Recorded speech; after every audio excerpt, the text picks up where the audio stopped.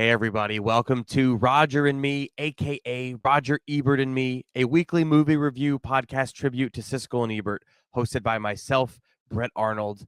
And you can find my writing at yahoo.com, yahoo.com/entertainment, Yahoo Movies. I do like a weekly streaming thing for them now where I just kind of collect when new movies that we talk about here are available at home on streaming. So look at that. I'm doubling my services over here. And you can read Mark Dusick at markreviewsmovies.com. And what is this show? We aim to cover every new theatrical release and every new streaming release in the format pioneered by Gene Siskel and Roger Ebert. We're an unofficial continuation of At the Movies. That's it. From feedback we've got from listeners, this part needs to be shorter. So I don't need to explain that again. You guys get it. But ironically, this section gets longer because we keep getting more reviews, and I feel like I have to highlight them because I said I would. So Mike Rich Peer said, was looking for an At the Movie style of reviewing and found this. I don't know why it was so hard to find a simple Siskel and Ebert style of reviewing. Most popular podcasts are about old films or genre films. I just want to know what's coming out and someone's opinion on it. I finally found this podcast. I enjoy the host banner, so it looks like I won in the end. You sure did, Mike. Amazing. Thank you. This is exactly the type of person I'm trying to find. If you know anybody who's lamenting the lack of a Siskel and Ebert podcast, please point them here. I actually Google it every now and then, and I find like Reddit threads with people asking about it, and I'll every now and then gain a listener there. I know they'll be like, thank you. This is what I was looking for. So if you're a marketing whiz and you know how to connect us with those people, we need your help. But anyway, next person, Chumps on Parade says, good times. Fun podcast with a good concept. It's nice to listen to reviews without spoilers and with healthy disagreement between the reviewers. I hate to kick dirt on the intro and outro criticisms, but Alien Ant Farm for 5 minutes at the end is a drag. Also, we don't need to have the star rating system explained every week. Still awesome thoughts. I look forward to the pod. Yeah, I hear you on the Alien Ant Farm.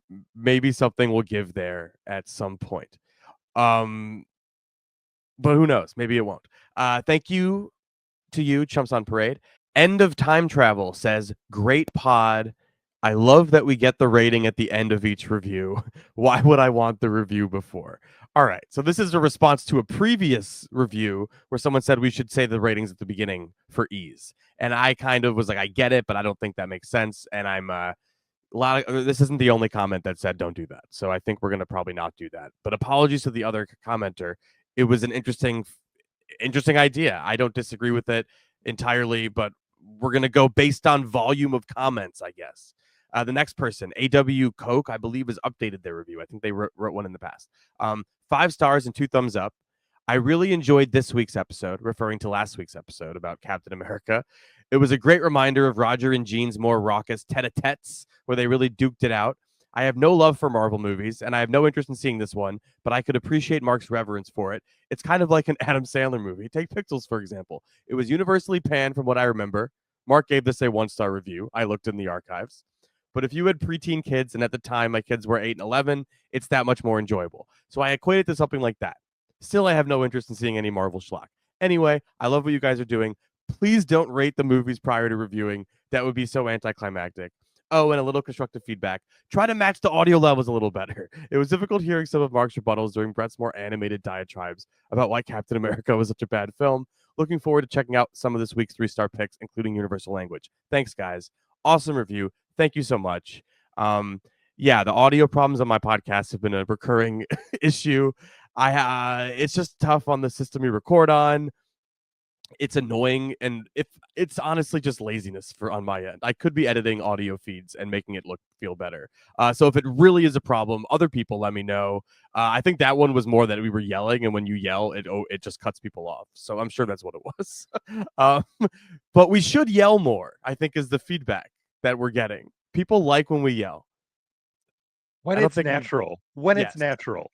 Yes. We're not going to force it. It was definitely natural at that time. Yes. And I was looking at this week like, where's their animosity that I could poke at? And I'm like, there's really nothing this week. I'm pretty sure we're aligned on all 10 of these movies, maybe, or at least mostly aligned. and I feel like that happens more often than it doesn't. But that Captain America disagreement was rare for us. Where like you genuinely were just like, this was fine, and I was like, no, I refuse to It accept was this. so funny because I calmed down enough, and then you said 0 stars, and I'm still kind of peeved about 0 stars for Captain America compared to some of the other schlock that we've seen. Yeah. Anyway, and it just started all over again in my head. I'm like, "No, no, no. No, no, no." Anyway, All right, let's relitigate. Here's a trailer for Captain uh, America: Brave New World. I'm just kidding. uh, I'm trying to juice the ratings. All right, no, there's a lot of movies this week. Sorry to yeah. belabor the intro, but my feedback, let me just say my feedback to anyone who always complain, to people who complain about the intro or the outro. That's why I have timestamps, you know? Like if you want to skip the reviews, I feel like you can do that. And I feel like the podcast's over when Alien Ant Farm starts, so you can just move on. But if you have constructive feedback, you want a different song, I don't know. If should the songs be relevant to the themes of the week, to the movies of the week? I don't know. Uh, the song's called "Movies." What more do you want to know? That's its relevance. Um, Look, if I had my choice, it would be exit music for a film by Radiohead and put everybody to sleep. But because I wow, love that that's song. that's a great song. I love it. That's a great note. Maybe we'll throw that on here for the vibes and see how people vibe to it. Anyway, please rate and review on Apple Podcasts. Clearly, it's fun for us. It's fun for you. You get to be read on the show. And Spotify also, you don't get read on the show, but we appreciate you. It's very important also.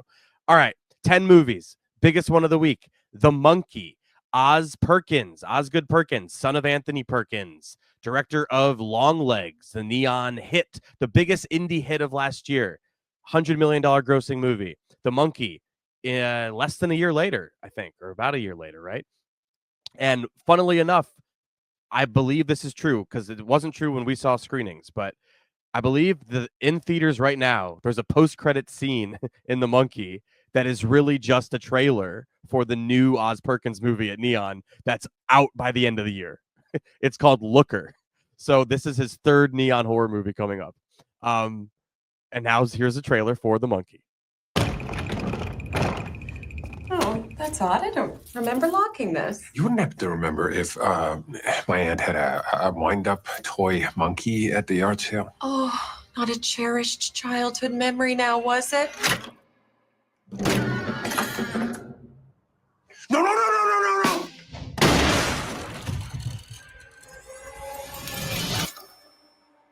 The coroner said it was an accident, but it was no accident. Well, that's all we need to see here. That really sums it up.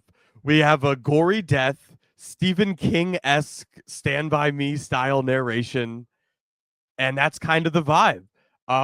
This movie is tonally 100% different than Longlegs. It is does not have that oppressive dread atmosphere that Perkins films usually have had. It definitely has, gory, scary stuff in it, but the tone is flippant, I guess. It's a comedy. It's a very black comedy about the like chaotic nature of death and how it can come for you at any time, and you can't really prepare for it. Like, yes, we all want to grow old, but random deaths and accidents happen all the time, and you can't really like do anything to prevent that. And this movie is just kind of like a sardonic like poking at that idea. And the movie takes the form of, like, we've seen a movie like this. It's a lot like Final Destination in that you're just watching people die in like Rube Goldberg-esque crazy ways. Um, but this movie is oddly sweet at the same time and kind of emotional when you like factor in Oz Perkins' family history and how he's called this his most personal movie. And when you see that, it's like, yes, this movie's gory and disgusting and hilarious, laugh out loud funny in its depictions of death, but it's also getting at something real. And I think that's why it works. Sorry, I went on a rant, but I had a great time with this movie. Yeah, I had fun with it too, which I was just very, very surprised by. I was doubly surprised by it because it is so gruesome, but it is also very funny. I always thought those Final Destination movies, like the best of the deaths in those, were funny. Yes. Because it feels as if death is participating and is kind of almost laughing at all the characters. Like you think it's going to be like this, no, it's going to be like this. Yeah, like But the it ones never that like make you think it's going to be X, but Yes, then it's exactly. Y. Yeah. Yes, exactly like that. Except that this one, I don't think they are always going for comedy. They're still going for scares and shocks. This one, Perkins is going for comedy. So that was a surprise. And the other surprise is based on his past movies, I would not have guessed he had a comedy in him. Right. I was wrong, and I'm very happy to be wrong. This is really funny stuff just on its own because it is so ridiculous and farcical, and the tone is so over the top. In regards to the characters, like you can kind of get a glimpse of it with Theo James's narration, just the Yeah. way that he talks. There's something I can't describe about his performance. It's so good, but Yeah. there's just something off. There's something off kilter about his voice, his mannerisms, everything, and it fits perfectly in here. And the rest of the movie is exactly like that too. Like it starts off with that scene in the antique shop where I was like, that's Adam Scott, isn't it? Yes. Coming in with the toy monkey. And Right. then I thought, no, it's not. It can't be Adam Scott. That's not Adam Scott. And it turns out in the credits, it's Adam Scott. So Perfect tone setter in terms I of like know. telling you the movie is going to be silly. Like I appreciated that. Yeah. Like So the here's a whole famous comedian. Yes. So the whole gimmick is toy monkey. In this one, it's a drum. In the short story, it's cymbals. But apparently, there was copyright issues with that. That's anyway. Yeah, so Beyond, I want to just aside there really quick. Disney is the reason that happened. Disney like whatever you trademarked monkey with symbols after Toy Story or whatever. Despite that thing existing for years and years, yeah. Disney won a trademark war against it, so now people can't use it, which is crazy. But Just in that's case how we you got know, the drum. just in case anyone confuses the cute cymbal banging monkey from Toy Story with the murderous cymbal banging monkey from Right. Stephen King's The Monkey. Okay. Correct. Anyway. And very important. Yeah. Yeah, trademark law is weird sometimes. Anyway, this one it bangs drums. I like it, the drums. Um, Toy gets passed on to the guy's kids from the antique shop, and it starts killing people when they wind it up. That's the premise of it. It's it's mostly about the deaths, but you're right. There is that kind of philosophical layer to it that death can come at any time. You don't expect it. You don't know when it's coming. How do you live with that knowledge, basically? And it's sort of a whistling past the graveyard sort of tone that this has. It's like, well, you know what? If it's gonna happen, at least to have some fun. There might be some catharsis in laughing at that idea by way of this movie. Or it's just turns out to be really funny as a filmmaker. He has the comedy in him. He has made a pitch dark comedy about death that is gory and bloody and horrifying and also very funny.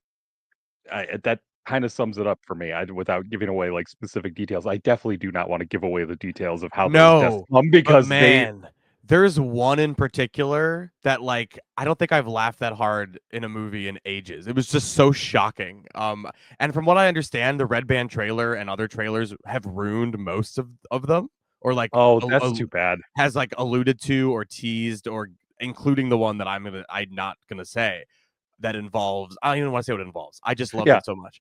Does it involve water? Yes. Okay, that's what I'm saying. Okay. I could not believe just like the way that bodies are disposed of in this movie is disgusting. It's like the practical effect budget of exploding bodies or like limbs flying around or whatever. It's all really gross and fun. And like just by nature of when the movie starts, when you start to pick up what the movie's doing, and you can start to like see the like not even I don't want to say foreshadowing, but like when they enter a hibachi restaurant, for example, you're like, uh-oh. You're like, I know how this is gonna go. So like it's funny in that way too.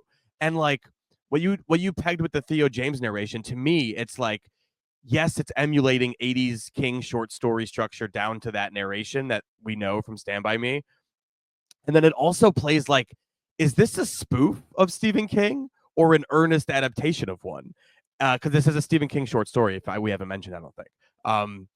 And it's just so interesting to me that like he made this movie that at times feels like it's parodying King, at times feels like a very earnest adaptation of King, and at the same time is a very personal movie for him, the director, and it's oddly tender in that way.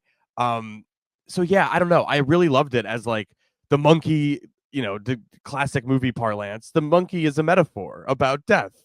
Life's a bit, to quote Nas, life's a bitch and then you die because you never know when you're going to go. It's very true. And this movie is just all about that. And it's just that heartfeltness that I really responded to. And the just like, what can you do in the face of senseless tragedy but just try and laugh about it?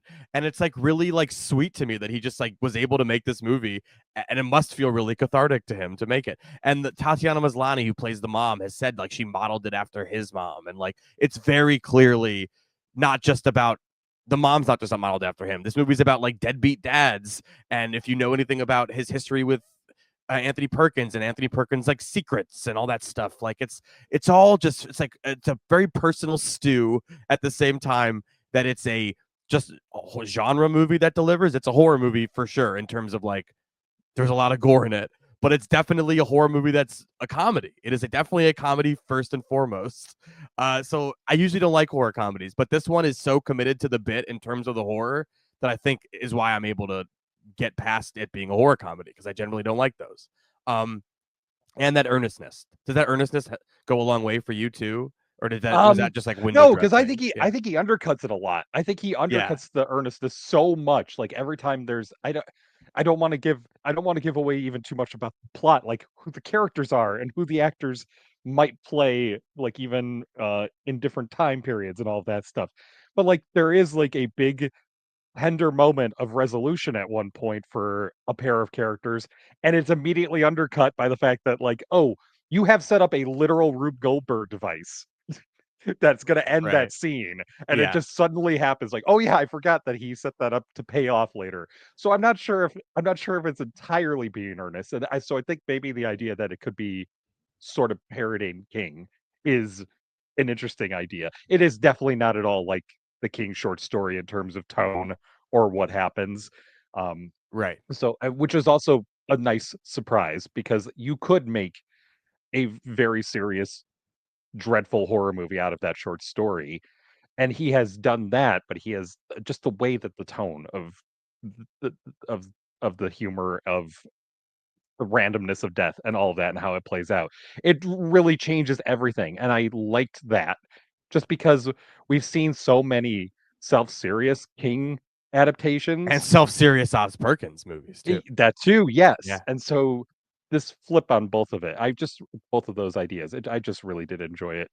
And 'Cause that it has that sense of surprise, that constant sense of surprise the entire time you're watching it. Yeah, and I think what I'm picking up on with that like parody of King stuff is also that like it feels to me like Perkins is like poking fun at every horror movie being about grief nowadays, because this movie is, but again, he's playing with it and having fun with it, and he fucking has a history that tells you he knows about grief, so it feels sincere in that way. I The more I think about it, the more I feel like I'm underrating it, but I am a very, very solid 3 stars on the monkey. I think it's great. I enjoyed it more than Long Legs, which I haven't rewatched since theaters, but I'm planning on rewatching this weekend, just so I can contrast the tones even more. But yeah, really unexpected delight from Oz Perkins. If you can stomach the really disgusting deaths and stuff like that as humor, you will laugh a lot. It's very funny. Yeah, but I think he lets us do that just by setting up the tone of it so quickly with everything that he does, to Right. say it's okay to laugh. Like, yes, it's Yeah. going to be uncomfortable, and maybe you don't want to laugh at this stuff, but it's okay. It's okay to laugh at it. And so allowing us to do that, it lets us do it, because it is ridiculous. It's almost farcical at times. So I'm also giving it a solid 3 stars. I might have liked it a little better than Long Legs too, although they're so completely different that it's kind of hard to just judge them side by side like that. They're doing so completely different things. I really like that Perkins is doing something different, because he's a filmmaker that I have come to appreciate from his past films. Yeah. And so seeing him go a little bit outside his wheelhouse is nice. Yeah, and it's really wild that he has another one in the can already at Neon, and there's a trailer for it if you stick around. So that's a little secret for you. All right, 3 stars from both of us for The Monkey, which is a Stephen King short story adapted by Oz Perkins and produced by James Wan. So it really is like a horror soup of popular things. So I'm sure it'll be a hit. All right, next up we have The Unbreakable Boy, which stars Zachary Levi and Megan Fahey. And notably, I mean, it's just interesting. This was shot in like 2020 and was on a shelf for a long time. And I don't really know why, but it's here. And here's a trailer.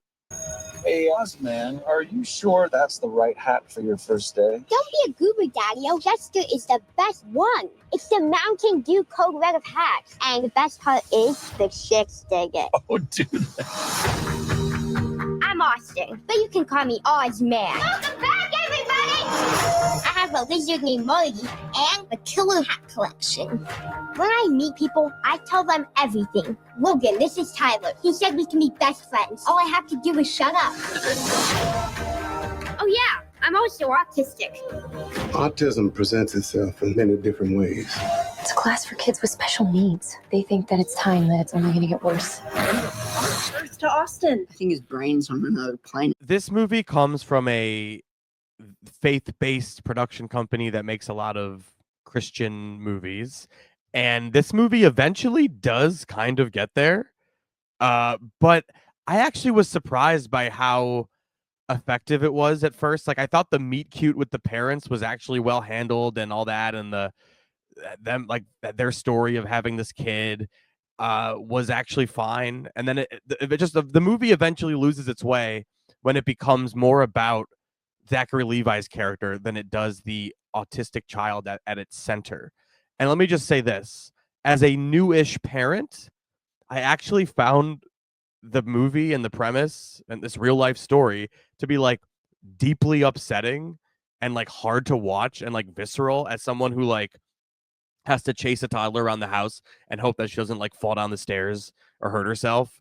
And it's like terrifying whenever she does fall and like hit her head or something. Like, this movie is about a person with brittle bone disease. So every time they fall, they break something. And boy, this kid racks up the numbers and bone breaks. And the movie plays it for like whimsical laughs. But frankly, Mark, I was mortified every time. Like, I was like, like I couldn't, it wasn't fun for me in that way. But that aside, there's other problems. And I think you're going to get into this. There are other problems. I mean, I don't like seeing kids in peril either. It was weird in retrospect that they do play it kind of as comedy, but it's okay in a way because it's feel goodery. At the beginning, at least, it's from Boy's perspective. It's his story. It's about his experiences. It's about what he knows about the world and how he sees the world. And I thought, okay, you're laying it on a little thick, but at least the movie has a perspective that's interesting and that makes you think about, this kid's experiences and kids who also have autism and what the world must be like for them. It's like, okay, cool. I'm kind of on board with this. And then you're right. As soon as it decides, you know what? It's not the kid's story. It's the dad's story, because the dad is the one who really goes through stuff. He had dreams of having some vague job that's better than the one he has now. He wanted a family and all this, and it's just really tough on him. It's really tough on him to go through the world with having everything that he wants and then kind of being disappointed by it. It's like, okay, come on. There are so many more interesting characters in this movie that are not Zachary Levi's character. Yeah, there's the kid. I want a whole prequel, Mark, about Megan Fahey and her love for Gears of War. Yeah. What's that about? No, I mean, I'm dead serious that she also has brittle bone disease. She has gone her entire life with brittle bone disease. Yeah. She literally says at one point to him, I had dreams. I wanted to do this stuff. And guess what? My body doesn't let me do it. And how do you think that makes me feel? Like, I would love to know how that makes you feel, but this movie has no sense of sympathy or empathy for the characters outside of the perspective eventually of this guy, of this father. And I'm like, the mother is far more interesting of a character than the dad. The younger brother, the kid who's in the shadows watching as his parents dote over his older brother, don't pay any attention to him, expect him to have everything in line and lined up and to know exactly what he needs to do with it. It's like, performance of the actor who plays that younger brother is so good, because you can see it on his face, the way that he's just kind of in there in the Yeah. background, Yeah. knowing like I just need to have my stuff together because my parents aren't going to pay attention to me. It's such a good performance that I'm like, I want to see that kid's perspective too.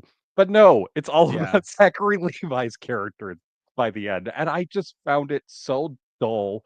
And I found it so grating in terms of trying to gin up some kind of emotional reaction from us that it just got irritating. And Yeah. it's annoying because it starts so promising, at least It does. trying to give us that perspective. I'm glad you agree. I was like caught up in it. I was like, wow, the meet cute worked. I thought it was cute. The accidental pregnancy is interesting. The brittle bone backstory is like harrowing. Like, this is gonna be. It's just, it was working for me. And then yeah, it just becomes about an alcoholic father's redemption arc. Like they give him an alcoholic. I mean, this is a true story, so like it is what it is. But like the way the movie's presented is like the movie needed to give him, and it's there the whole time, but like they give him an alcoholic arc so they can get preachy in the third act and like pivot entirely to being about how, this kid's disorder is actually about my journey and how it helped me. And it's pretty fucked up to do that. It just doesn't play very well. But there are moments that it work, like her playing Gears of War, I joked about, but like what an interesting character detail that like allows you to like know something about these people, which makes sense with someone with brittle bone disease. They wouldn't leave the house very much. Of course she'd be playing video games, but the movie doesn't like get into that. It just like is a detail.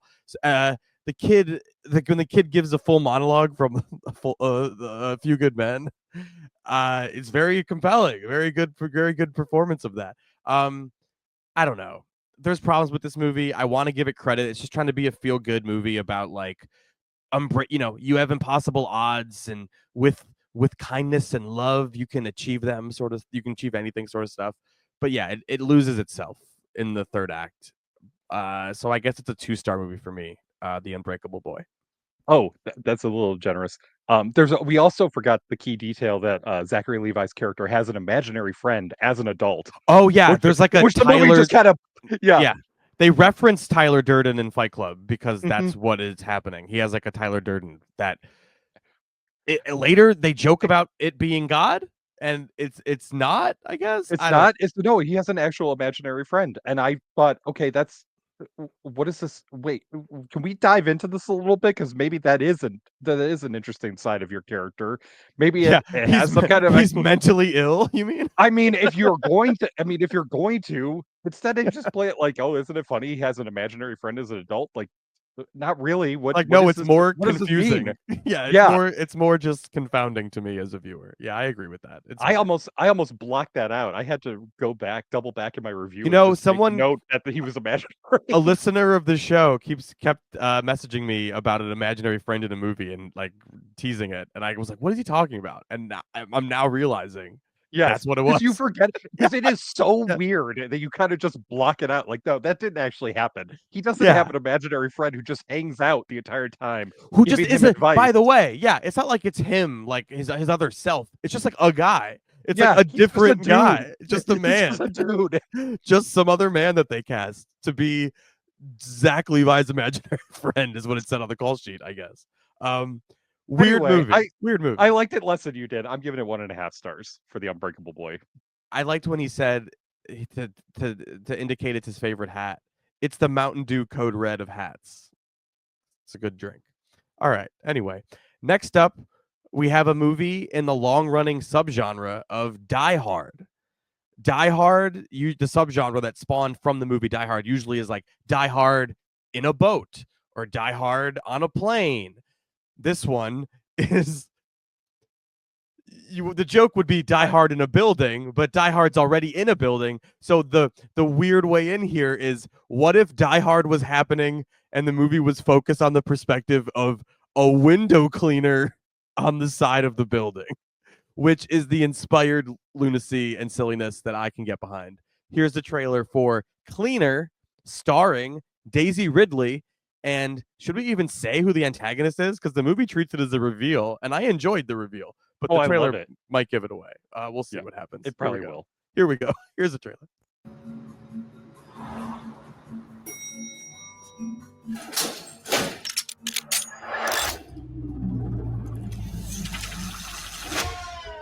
Joey, You were late again, so you still owe me an hour. Get in. We're hearing reports of an incident at the Agnian Tower. All right, I'm cutting it a second earlier, and no one will know who the antagonist is. Did you know who it was when he started talking? No, I did not Okay. quite catch it. I thought it was him, and the then mask I was came off. delighted when the mask came off. And I'm Like, usually really good at catching famous voices, but I Yeah. didn't. It just happened in such quick succession. I annoy the hell out of my wife with my commercials, Right. TV, Oh, anything. you do? Just- Oh, good. Okay. Oh yeah, just like Okay. that's that person. That's that person. Like the Mucinex bee or the Mucinex blob will be on TV, and I'm like, that's Jason Mantzoukas. It actually used to be T.J. Miller, but he's canceled now, so it's Jason Mantzoukas as the Mucinex guy. Anyway, There we go. Cleaner. Tell me about Cleaner. Cleaner is it's Die Hard and a skyscraper again, but instead of a cop, it is a window cleaner who has to become the one-person army that stops a team of criminals inside a skyscraper taking hostages. And it's a lot of fun. I'll just cut right to the chase. It's a lot of fun because it's clever about playing around with that stuff. The fact that your protagonist is hanging from the side of a building for about half of the movie is intrinsically suspenseful and unsettling because I'm not great with heights. And so if you're not great with heights, you're going to be watching Daisy Ridley the entire time thinking, don't fall, please don't fall. And I like that little gimmick. And everything that's going on inside, what I think we can say is that the criminals in this one have a motive that is sort of admirable. Yeah. And even the heroes kind of acknowledge like, yeah, but that actually is like a good cause. But you're going about it the wrong way. And so it's hard okay. So it is Die Hard, basically. Except it has, I think, a couple of characters. Like the cops aren't dumb. They don't like realize like, oh, this isn't, this person is trying to help us very quickly, which is nice that she can Right. actually interact with the cops on the ground. The villain is so he's an anti-humanist, a self-proclaimed anti-humanist, and just having that kind of character in this situation ups the stakes Oh instantly. yeah, you're like, oh, he'll kill fucking everybody. He doesn't. Yeah, care. it's Yeah. so Right. it's so easy. How do you not? It's I'm just saying. For Yeah, other how hasn't a movies, movie like done? Maybe movies have done that before, but like it feels They like have, an upping of yeah. stakes. Yeah, it does. Yes, it does. But instantly, like this guy doesn't care about anybody else's life and doesn't really care much about his own life. So it's okay, cool, great. That's a good villain. And it does have, I think I can say it for those who know, they'll get it, and those who don't know will be like, "What?" and catch up for the pretty good movie from a long time ago. It has an executive decision moment where someone you think is going to be a key player turns out not to be a key player at all. So I really like that. But it is so effective just as an action movie and as a suspense thriller because you have Daisy Ridley, who's really good here, hanging from the side of the building, trying to figure out how to stop these guys from killing people, including her brother, who's in the building too. And just trying to figure out how to survive the side of the building and get inside the building and stop them. It's just an old-fashioned actioner, and it's a lot of fun because the performances are good and the stakes are literally high. Yeah, and also I forgot there's other stakes builder. Isn't there like they can't kill the guy because there's a dead man switch. Yeah, if his heart stops, everything blows. So there's like multiple layers of like, oh, this is just like wrenching up tension. You're right. It's good. It's good, and it's directed by Martin Campbell, who we've reviewed a couple of his movies before, and I don't think we've positively reviewed anyone. His late period. Recently.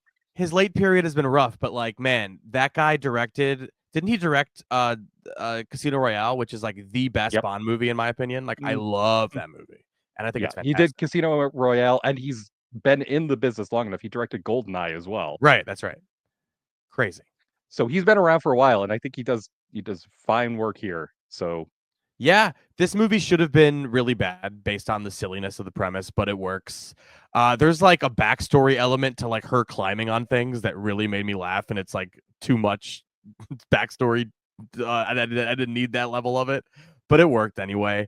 I wrote down all the things you mentioned. Really good evil bad guy, extreme, environmentalism type of guys. Really cool. Yeah, just really cool stuff. But that weird parkour origin story at the beginning was a little strange. Yeah, what else is there to say? I'm excited for people to get to the antagonist reveal. I hope they don't have it spoiled.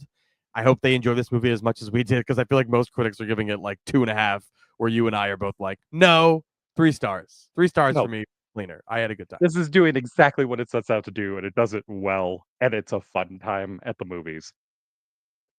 Yeah, Yeah. definitely. 3 stars from you as well, right? Yep, 3 stars from me too. All right, let's talk about Old Guy, starring Christoph Waltz as Old Guy and Cooper Hoffman as Young Guy. Here's the trailer. After 30 years, I haven't messed up a single job. With the arthritis you had, you can expect an occasional flare-up. I really need to get back to work. What do you do? Oh, here we go. Zelensky. He made a terrible mess. Didn't even get the guy. We can avoid these problems. We're going younger across the board. I've got something I think you might like. Back in the field. In a different capacity. Hey man, what's up? You forgot the vodka.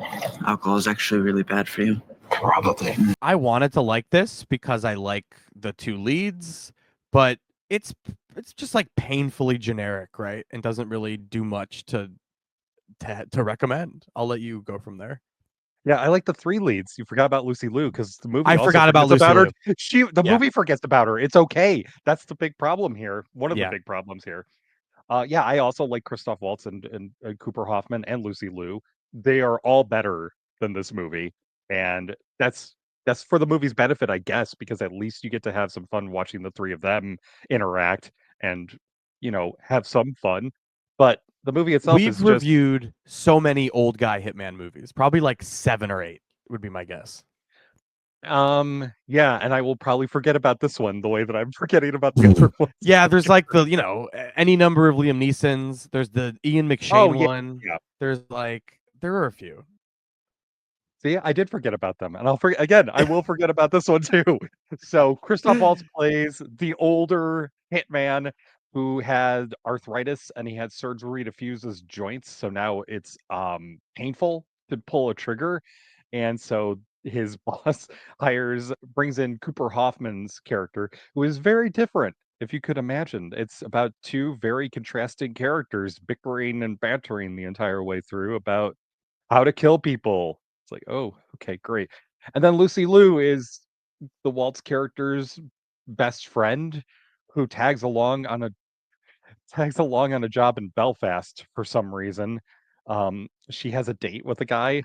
It's so weird. The movie just It comes feels up like with it's a terrible different movie. excuse. It's a Yeah, different it movie. comes up Yeah. it comes up with an excuse to get Lou in the movie, and then does so little with her that it doesn't matter that she's even there, which is disappointing because she's much better than that, and all of these actors are better than that, but whatever. It's just generic and it's formulaic and it's not funny enough. The tone is all over the place because it wants to take the Waltz character seriously, that he's having this existential crisis, but it also wants to joke about it. It wants to take the fact that Hoffman's character is a psychopath kind of flippantly, but also very much find some kind of emotional angle to the fact that he had a rough childhood and that's why he's a psychopath. It's so weird Yeah. that it does that. But it's not weird enough to make the movie stand out in any way. It's not funny and it's not very exciting. And Yeah. you put 3 really good actors in it, and at least you get to watch them. So Yeah, I had a problem with his specific injury being his shooting hand and his refusal to retire being hard to believe, but then I took it as a commentary on aging boomers and how they refuse to exit the workforce, and I was like, this is actually onto something with that. But that's it doesn't poke at that in any way. I'm reading into that and providing ooh, that's a social commentary. The movie doesn't have any of that. It stinks. Yeah. It's just generic aging hitman stuff.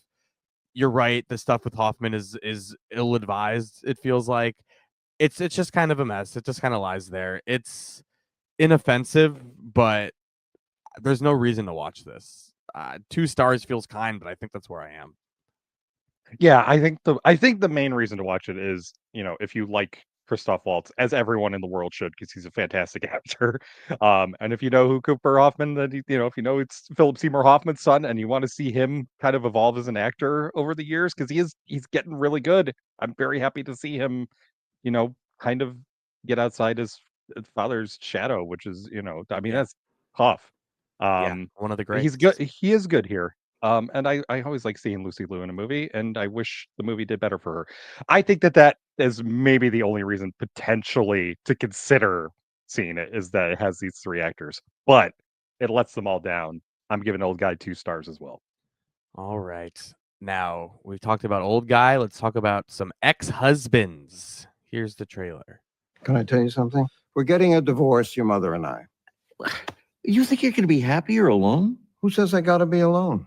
Is there someone else? Not at the moment, but say I got 30 good years left in me. 30? 20, 25. You'll be 110. Did you have a chance to look everything over yet? I'd just rather rip the Band-Aid off. Well, after 35 years, it doesn't feel so much like a Band-Aid as it does my own flesh. We can't break up together. Oh, I am just a vagabond. Hey, Dad, where are you going? Tulum. Dad, we are going to Tulum this weekend. Our next bachelor party. I didn't know you guys would be there. This is the second movie, Mark, I think, in as many weeks that you could describe as having a sitcom-like premise that's played completely not like a sitcom and like earnestly and seriously. And I think I liked Sue's better because it's like more my style of comedy. Maybe this is a little more understated and a little more serious, maybe. But I found it to be mostly charming and likable, and it's nice to see Griffin Dunn in a movie. Griffin Dunn of After Hours fame. Many years later. I don't know what he's been doing. I'm sure he's been acting, but I haven't seen him lately. Maybe he hasn't been acting. I have no idea. Mark, tell me about this movie. Yeah, so it's the story of 3 generations of men. All of them have issues with a lot of things, mostly with relationships, though, of the romantic variety. So the gimmick is that Griffin Dunn's character, who's the father of 2 sons, takes a trip to Tulum in Mexico, and then either forgets or is intentionally trying to infiltrate or at least be close to his sons, while the elder son is having his bachelor party down there. So it is a sitcom premise, but it actually cares about these characters, and it cares about what they're going through, and it cares about the fact that they keep sabotaging their their chances at happiness. Like, we get to see Dunn's character going through a divorce with his wife that he separated from, played by Rosanna Arquette, I believe. Yes. So he's delaying. There's a lot of signing the Arquette. papers. I appreciate Yes. your skepticism. I wasn't 100% sure. I just had to double check. There are so many Arquettes. So he's doing the traditional thing of delaying signing the divorce papers and all that stuff. But he's really just trying to figure out, like, what kind of life is he going to have when he's not a married man, that and his kids are obviously growing up and moving on and trying to figure out what to do with their lives. And you follow them because the elder son, who's about to get married, has a secret that he's keeping from everybody. The younger son came out as gay a little bit recently, and he's trying to grapple with trying to figure out how to start a romantic relationship, and that with that kind of honesty again. um it's just funny and sweet, and it's a little aimless in terms of the story, and I was Yeah. completely okay with that, because the entire point of it is that these characters are aimless, and they're trying to figure out everything that's going on in their lives and everything that's going on with them. And so I liked that energy. I liked having that sort of aimless hangout energy to a movie that's about 3 guys trying to figure out their lives. It's fun, and it's insightful, and it's funny, and it's sweet. It's just a solid little character-based comedy drama. Yeah, I mean, I have nothing to add. Like, that's what it is. If you're into like small scale indies that are just about life and like privileged people, having problems that aren't like, what people would call first world problems, probably. But like, it's affecting, and it's about these characters in a way that you actually do get to know them and appreciate them. And it's about fathers and sons and cycles and things like that. it's just, yeah, I agree. I enjoyed it very much. It's a very much a 3-star like festival indie movie that you'd catch at a fest and go, that was good. It's nice to see Griffin Dunne. Yeah, Griffin Dunne's been acting. I just haven't really noticed him. I guess he was in The French Dispatch and Ocean's 8 and Dallas Buyers Club, things like that. Anyway, 3 stars for me for Ex-Husbands. Yeah, I assume that he probably had smaller roles that you might not have necessarily noticed. Yeah, And he exactly. looks different from He obviously does. from He's back in like, the day. and he's so great in this. It's like, oh, this, Yeah. like, where's the Renaissance? Like, let's get him back in some big roles, and let's get him working with some big directors again. Like, why isn't Marty calling him back up? Do they have a good relationship? Yeah. Like, I would love to see him in like a resurgence. How how people have second acts in their careers. I hope he has one of those. That would be nice because he is really good here. I'm also giving Ex-Husbands 3 stars, obviously, as suggested from everything I said about it. Yes, and if you haven't seen After Hours, people love when we recommend old movies. That's probably the most Definitely see After Hours. Definitely the most offbeat Martin Scorsese movie. And if like you hadn't seen it, you're going to be shocked that it's a Martin Scorsese movie. It's so funny and interesting and cool. Very New York movie. Also, American Werewolf in London. Another great Griffin Dunne. All right, let's talk about Lifeline. It's an interesting one. Good nap? Weird dreams. You think you should call out? Pretty short-staffed, as it is. I think it's just going to be you here most of the night. I know it's a lot from one person. No, it's fine. Lifeline. I'm gonna kill myself. You have a job? Are you a student? I go to UCLA. I went there. What's your name? Stephen. That's my name, too. What's your last name? Thomas. This movie has a great premise. I think it's so ripe for like a better movie than this. Sadly, it's just okay. It's not terrible, but the premise is like so high concept that like it's either gonna.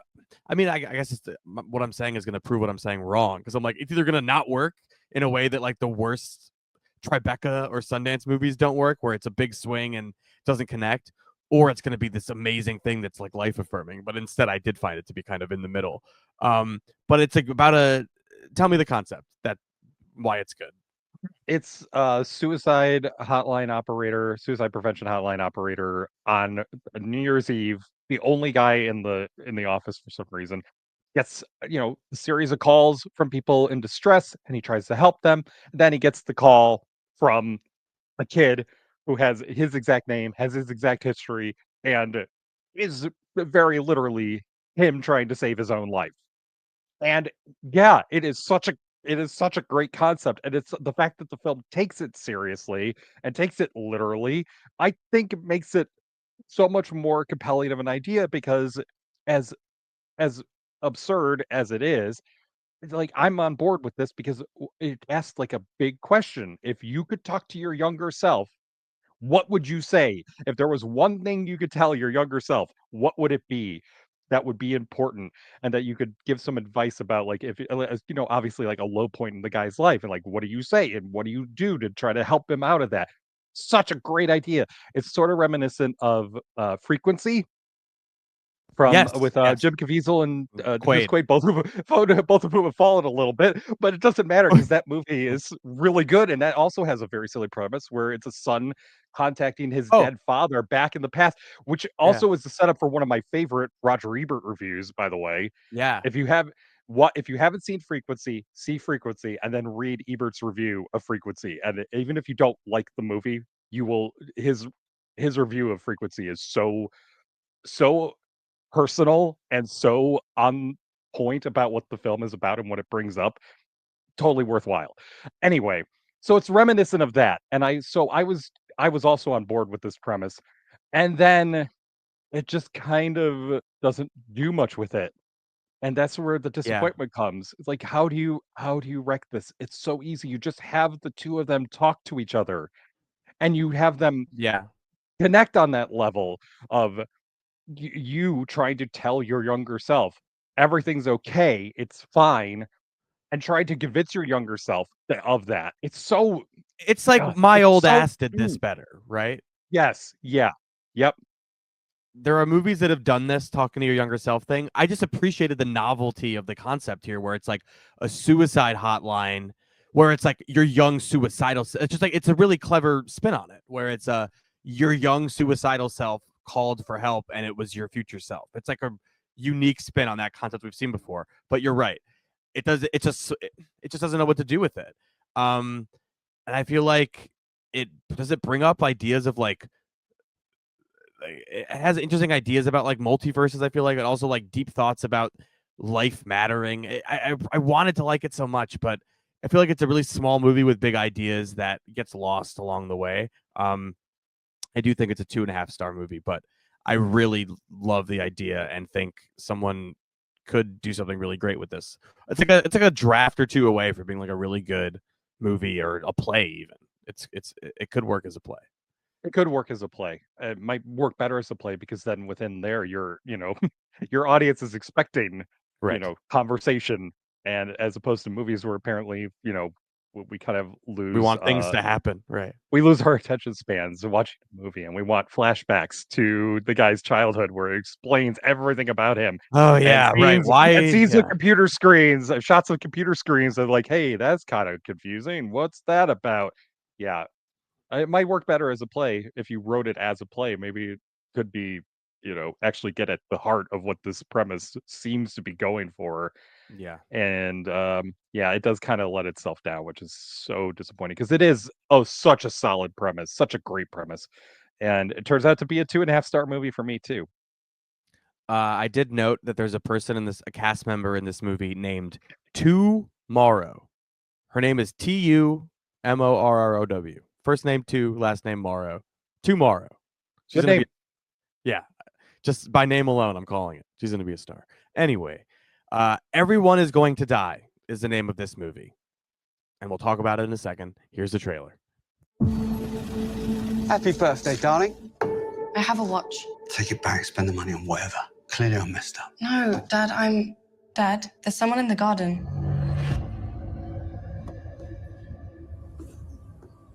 Imogen, stay here.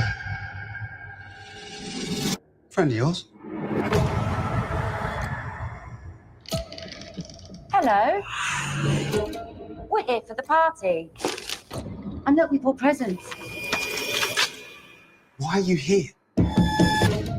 We've got a home invasion movie with a twist, I would say, and a really bad title that doesn't fit whatsoever. But that's neither here nor there. Mark, tell me about Everyone is Going to Die. So it is home invasion thriller, father and daughter, father sort of a deadbeat father who doesn't care much about his family, and a couple of people wearing masks. They are comedy and tragedy masks, but they are all disfigured and bandaged up, clearly getting at this idea of trauma from the past coming back to get this guy. And that's kind of what it is. It's it's a home invasion movie, so they take him hostage, they sit him down, and they're trying to teach the guy a lesson about his actions and his past and what he has done. And that's it. And it starts off fine. It's kind of, it's kind of creepy. It's kind of suspenseful. You learn a bit about how they went about setting everything up, that this was a big plan, all that stuff. And then as it goes on, it gets very questionable about what it's saying about trauma and victims of trauma and survivors of trauma. And I really hated where it goes by the end, to the point that I thought this feels offensive potentially. It feels Okay, yes. disrespectful. So, yeah. There's definitely something wrong with where this movie goes. Yes. The first thing I wrote down is like, this is one of those movies that I have labeled my own subgenre of Does It Offend You? Yeah, which is the name of a band, but is also the name of a subgenre of movies that I think are provocative for provocative's sake. Like, this movie has a father and daughter get home invaded, and then like the home invaders like bring out his box of dildos and sex stuff and make him parade around in front of his daughter with that. Like, it's just trying so hard to be offensive and to like do things that are like, you're not supposed to see in a movie. and it wasn't compelling in that way. It just feels like it's trying hard. And then the reveals come, and they're pretty obvious once you realize what they're doing to him. And that's why I feel like it is an empty, stupid movie that's trying to be deep and meaningful about misogynists, I guess, or like men who treat women badly and things like that. I don't know, man. I just feel like, Funny Games is a movie that I feel like a lot of home invasion movies are trying to emulate. And that like nihilism, I don't know. Something about that movie's nihilism works, whereas this one's where it's just, again, it's like just parading offensive things in front of you, hoping to get a reaction. It just feels like it's try hard, and it's not compelling. Am I right? Yeah. Funny Games is such a different beast because it's like a commentary on these things. It's a literal commentary of like, this is what you came to see because you're sick freaks You're a who sick like home puppy. invasion Yeah, movie. right. You like seeing people, and it forces you. The movie literally forces you to watch it because there's a point where Anyway, I don't want to give away too much about Funny Games. It's a much more interesting movie to talk about than this. Yeah, Michael Haneke. You can watch the original. I think it's 95. That's in whatever not non-English language. I always forget what Hungarian. I don't remember. And then the original or the remake is like shot for shot the same almost, and somehow not as effective, but not as good. It's weird. It's Naomi Watts and Tim Roth and Michael Yeah. Pitt or whatever. I remember I was working in Evanston when that came out, and I had the projectionist from Evanston lent me the 95 one, and I got really into it. Anyway, see, this is where we're at. Yeah, this is definitely not that interesting of a movie. It's not really worth discussing, except for the fact that, man, it just what it says about survivors of trauma. And then there's a point, I don't want to give away too much, but it kind of forces the survivor to recreate her trauma in a way that is so as I tone said, deaf. does it offend you? Yeah, it's trying so hard. It's trying so hard to offend. I don't even think it realizes what it's saying about that kind of stuff. It's definitely just so trying to strange. say like, this guy's bad and he deserves this or whatever, but the way the movie But he's not the only people who are actual victims are like innocent people, or it's a mess. I don't know what it's doing. It's just a bad movie, It's one of the sometimes you tie yourself in knots trying to figure something out. It's like, no, it was just kind of dumb. I feel like is what this one is. I wanted to like it. I love a horror movie. I love a home invasion movie, but it just goes too far in trying to be provocative for provocative sake. And the points it's making, you're right. It doesn't know what it's talking. When it doesn't know what it's saying. 1.5 stars for where everyone is going to die for me. Yeah, 1.5 stars for me too. And I don't want to also scratch the title, or do you want to? I don't know. No, well, I mean, a couple of things about the title. One, it could be the subtitle for the monkey, and two, yes, even the theme song gets the title wrong, which is funny.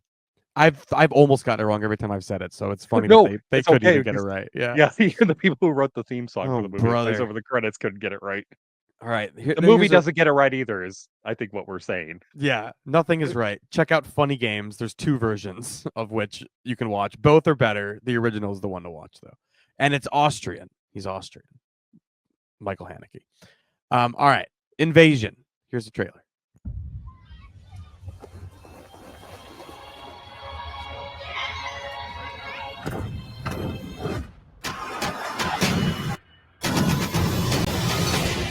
Curaçao wordt beschoten. Door wie? Verraakbaar. Het spijt me, minister-president, maar dit is een invasie. De rebellen hebben het regeringsgebouw ingenomen. Er is een Nederlandse ambassadeur op de vlucht in Verraakbaar. Als ze hem daar te pakken krijgen, zijn we chantabel. Wij gaan even een I love when a movie invents a fake country to be the antagonist. Veragua is a pretty good one.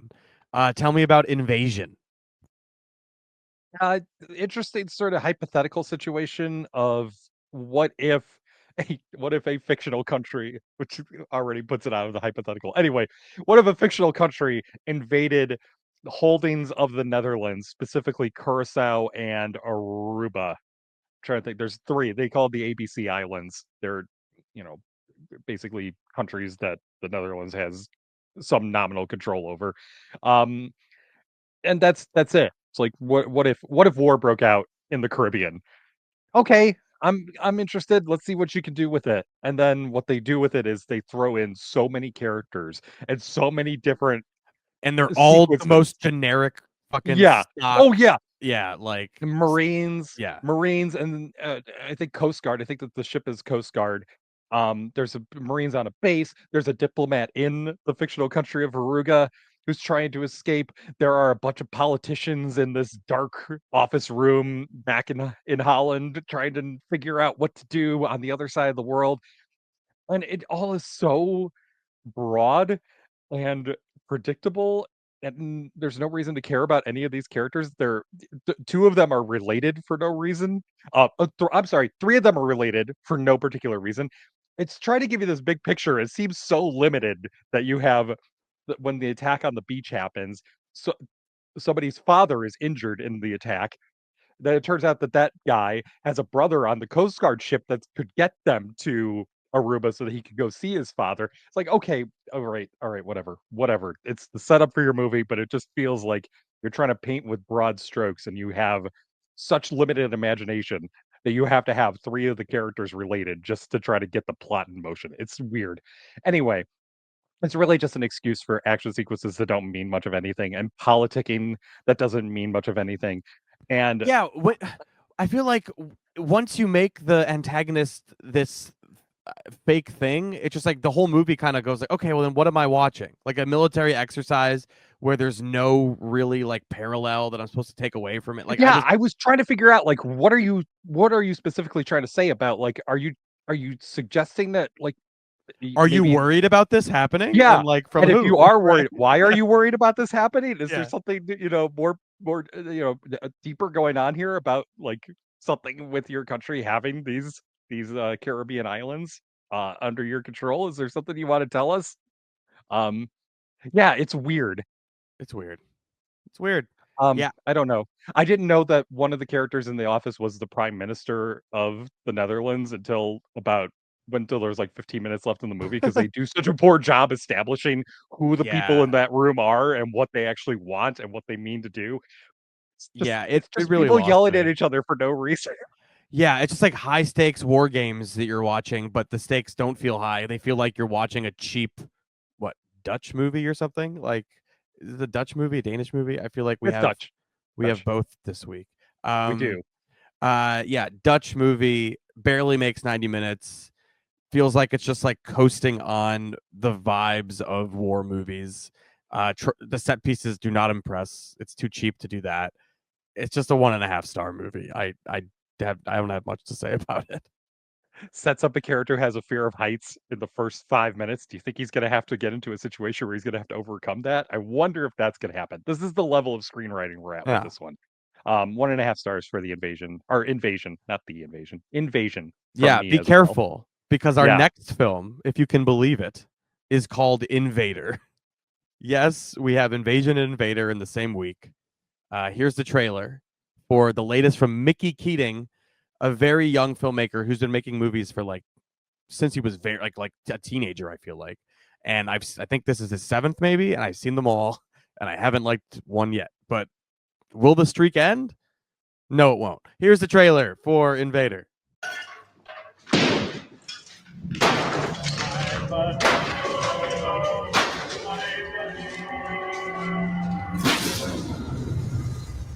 Ma'am, Morton Grove, last stop.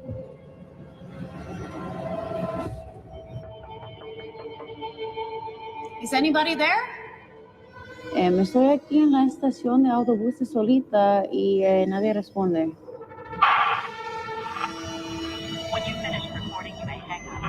Wow, the Richard Roper quote in the trailer. I wasn't expecting that. Invader. I was excited up top, Mark, because this is the first time I can recall seeing Morton Grove, a Chicago suburb that was neighboring to the one I grew up in.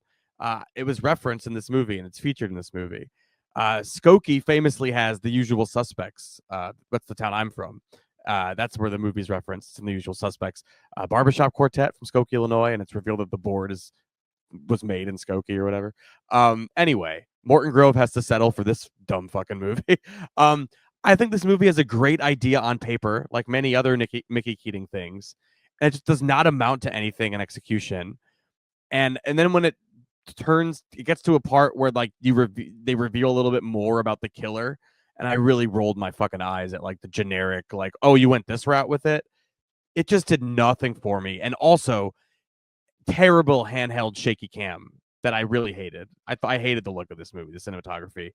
And the break-in occurs every 30 seconds thing at the beginning made me laugh, and also reminiscent of, I think it was Den of Thieves that opens with like, here's how many crimes happen in LA every month. It's just good idea on paper. I think we'll both agree on that, and we'll talk about that. So tell me more. Yeah, I want to talk a little bit. I was also very happy. You had the Morton Grove shout out.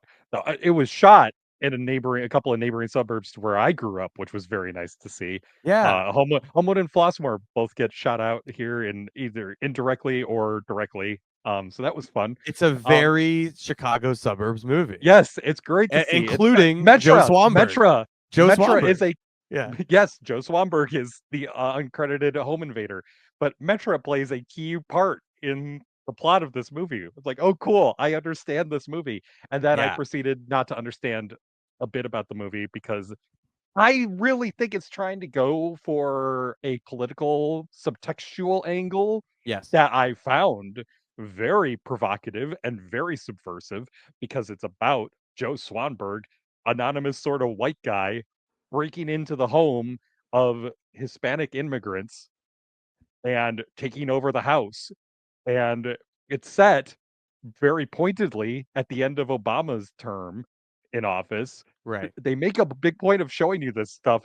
And I thought, ooh, this is interesting, especially right now. I want to see where you're going to go with this. And instead, just becomes the main character wandering around the Chicago suburbs, trying to get to her cousin's and her uncle's house, finding out, oh no, they're not answering, finding random clues that maybe something's wrong. And then after all of that, for a long time, finally getting to the home invasion part. And just, I don't even know. It's not exciting and it's not provocative because the guy's just crazy villain. That's it. He's just going around hurting people and trying to hurt people and trying to, messing up the house. And it's just, okay, I guess you're doing this generic horror thriller when you have such a provocative idea. Why waste it? That's a great idea. And there's also another idea I think is in here that's interesting. The idea of like inverting a movie where like, in like Hostel, Americans arrive in a foreign land and it's terrifying. And in this one, it's like an innocent person, an immigrant arrives in America and it's terrifying. And I love that idea that like, oh no, we're the place that's scary to go to. And that's a really cool idea. And the movie just, you're right. Nothing, like it nothing happens. It's not of interest. I was bored and I was less and less interested the more it went on. Yeah, it's not fun when you're, I mean, this is kind of specific to us probably, but when you're watching a movie and trying to see like, whoa, where did they shoot that? Yeah, I'm like, is that the Morton Grove Metro? Because I've been there. Like, is that the station or because the shot is there? Like, they definitely shot outside of there. Anyway.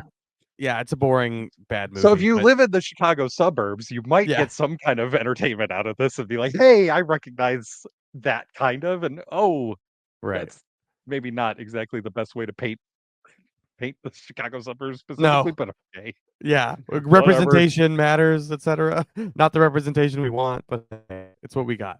1.5 for me for Invader. Yeah, 1.5 for me as well. I have not seen all of Mickey Keating's movies. I might have to go back. I definitely saw what was it, Off Season with Jocelyn Donahue, because I watched Jocelyn Donahue in anything. She's so good. And then House of the Devil. Everyone check out House of the Devil. Ty West's best movie. And I think I've seen Carnage Park, but otherwise I might have to see if he does have any ones that are better than the two that I definitely remember. 1.5 stars for me if I didn't say that yet. All right. And one more. The Quiet Ones, a movie about a heist. And I'll have more to say after the trailer. Here's the trailer. Let's go! Go! Der sidder en eller anden marokkaner, som vil tale med dig. Han virker ret utålmodig. Casper? Yeah. I need someone I can trust. I don't do trucks anymore. It's something else.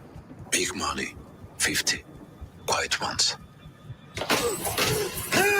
Jeg fokuserer på min familie nu. Det er jo ikke slut. Kommer alltid tillbaka till dig. My one-line criticism, or my one-line review, is that a heist movie should not be this boring. This movie is boring. Do you agree? It's a slow burn.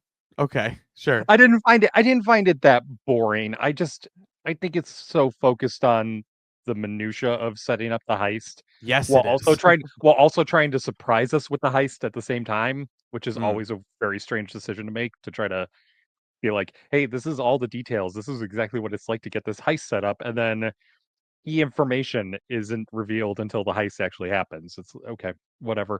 Yeah, I didn't find it boring because at least it is sort of procedural on that level, and so I was kind of following along. But man, there's no like human element to it. That's the weird part of it.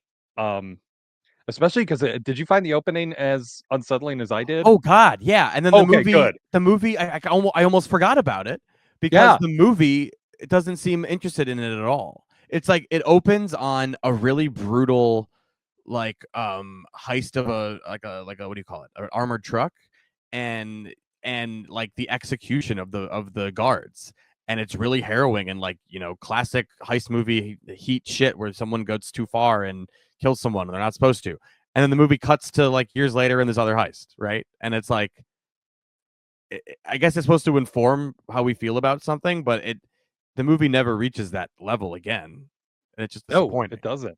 Yeah, it's like you're presenting the consequences of a crime like this right off the bat, and then kind of forgetting about them because isn't it neat to watch all these guys try to figure everything out?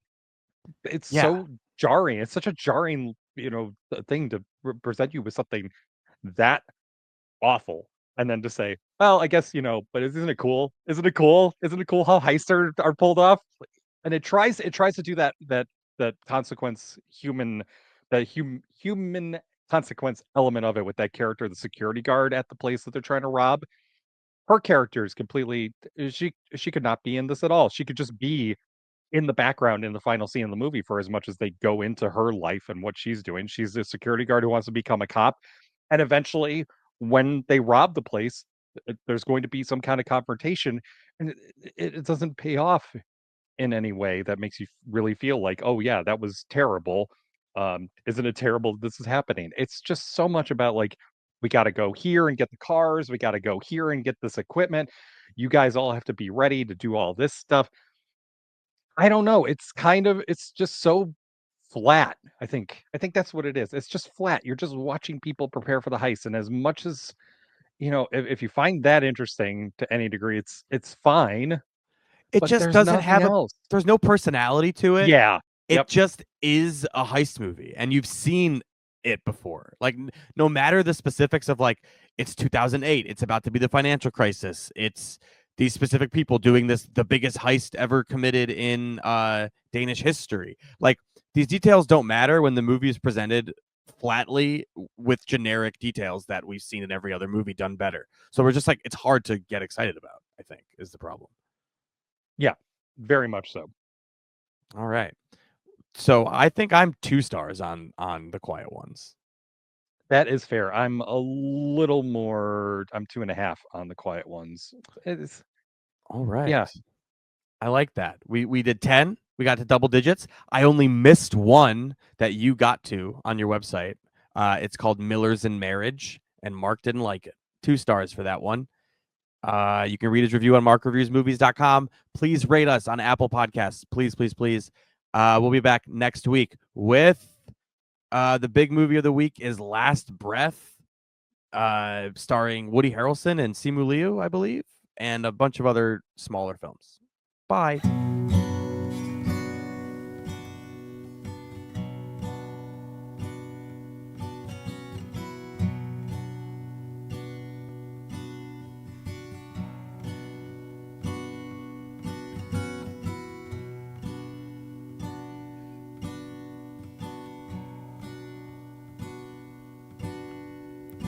Wake from your sleep, the drying of your tears. Today we escape,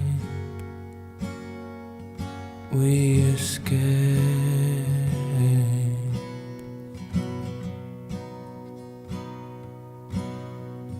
Pack and get dressed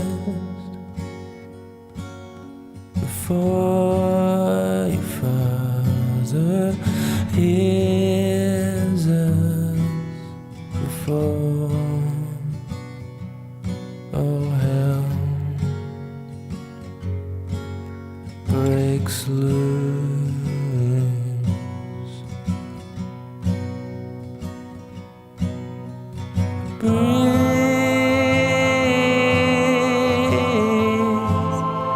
Keep breathing, don't lose your nerve.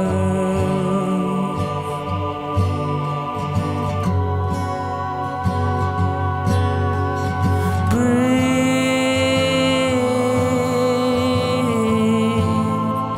keep breathing.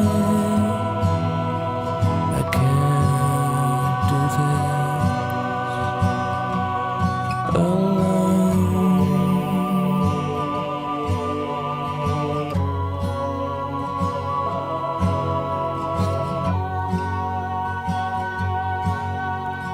Sing us a